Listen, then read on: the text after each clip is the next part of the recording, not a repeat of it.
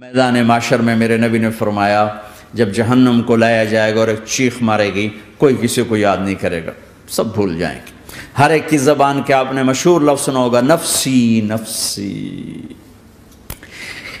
جب جہنم آئے گی تو ایک چیخ مارے گی اور کئی بلین فرشتے اس کو پکڑ کے لا رہے ہوں گے اور وہ ان کے ہاتھوں سے نکل رہی ہوگی اور اس کی آگ کے شعلے اور اس کا دھواں اور اس کی چیخ اور اس کی آواز، تو جب وہ قریب آئے گی تو اس کے آواز پر سارے مرد عورت زمین پر گریں گے اور سب کہیں گے یا رب نفسی نفسی، یا رب نفسی نفسی، یا رب نفسی نفسی، یا اللہ میری جان، ماں نہیں، ابا نہیں، بیوی نہیں، بچے نہیں، بھائی نہیں، میری جان۔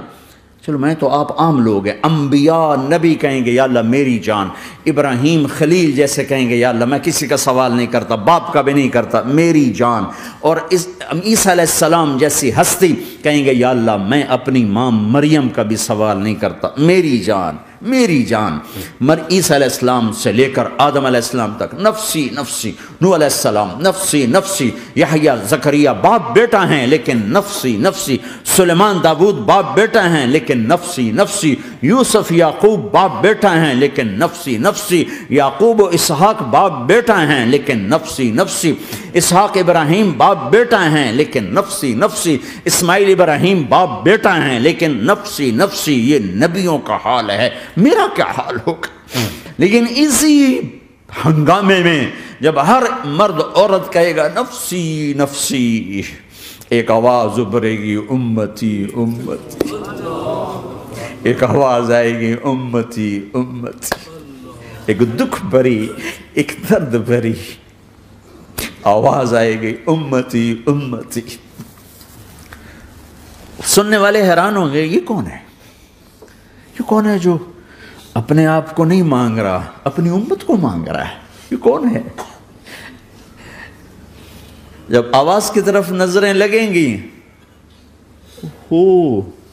یہ تو محمد الرسول اللہ ہے، جھولی پھیلی ہوئی ہے، ہاتھ اٹھے ہوئے ہیں، اے رب میری امت۔ کون سی امت ساری زندگی شراب بیچتے رہے؟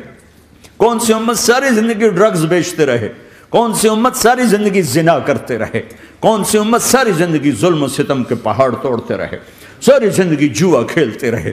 آپ تو کہتے دفع ہو جاؤ، میری نظروں سے دور ہو جاؤ، نہ تمہیں میری عزت کا خیال نہ میری نسل کی قربانیوں کا خیال، میرے معصوم بچے نیزوں پہ جھڑ کے اس دین کے تم چند پونڈوں پہ کیا ظلم ڈھا کے آئے ہو، دفع ہو جاؤ یا اللہ انہیں جہنم میں ڈال۔ یہ کہنے کا موقع تھا، میں قربان جاؤں اس نبی رحمت، اس کامل اکمل نبی پر، اس ہادی رہبر پر میں کہاں سے الفاظ لوں ان کی تعریف کے لیے۔ دو ہستیوں کا حق نہیں ادا کیا جا سکتا، ایک اللہ، ایک اللہ کا رسول۔